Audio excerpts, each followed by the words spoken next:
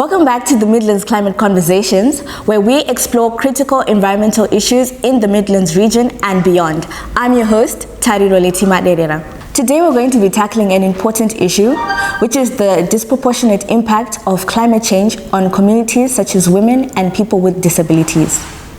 Today my guest is Mitchel Chimbga, who is the Executive Director of Empowered Youth Generation.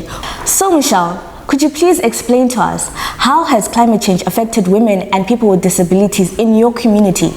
Climate change has direct impact on women's livelihoods as well as food security.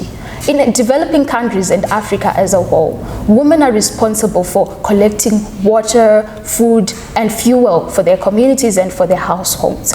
With climate-induced droughts, floods, and extreme weather conditions, we find that women are negatively impacted as they have to walk for long hours in order to get access to water and to food. For instance, where I stay in Koba 6, when there is no water, women have to wait long hours in order to get access to it. This is an essential resource, and it means that they cannot have access to paid work.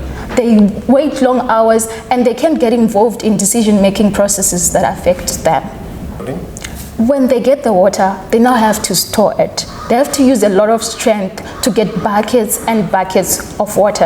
After that, they still have to carry out household chores. They have to do the washing, the cooking. All this while their work, their occupations, and their careers are on a standstill. At the end of the day, this heightens poverty ratios in Africa.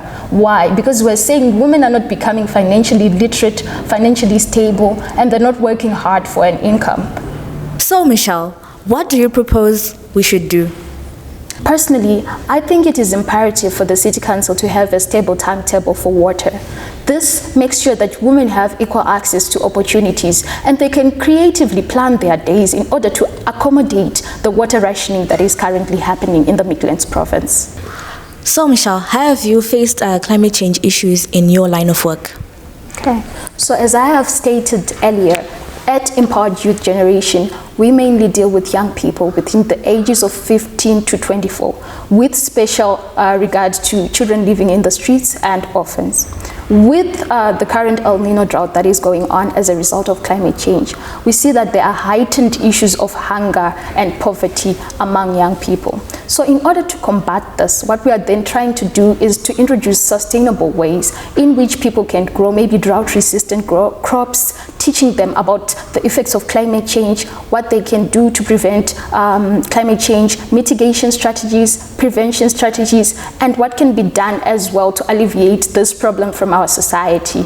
We believe that young voices have a big part to play in the climate change issues, and we are the change that we want to see. So yeah, those are some of the things that we're seeing that are happening as a result of climate change to young people.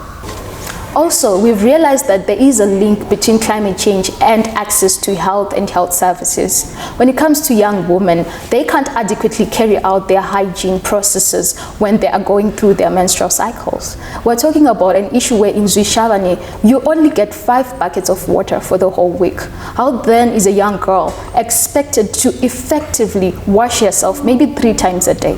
So Mitchel, what are you seeing as the gaps in your line of work? Okay. So one thing that I've noticed is that non-governmental organizations are not working collaboratively together in order to address the climate change issues. We see that there are a lot of organizations out there that are doing great work, especially in the Midlands province, but we're doing them individually, not as a whole. This affects our strategies and our mitigation strategies because it means that this one is doing that, a little bit of that, this one is doubling into a little bit of that. But if we are able to pool resources together, we can make more impact. And we're actually really happy to be here today because the Midlands Climate Conversation is a platform where we all collaboratively in the NGO sector can come together and talk about these issues that are pivotal in our everyday lives. From the Midlands Climate Conversations team, we'd like to thank you for being with us this week. Until next time, no one knows about it until we talk about it.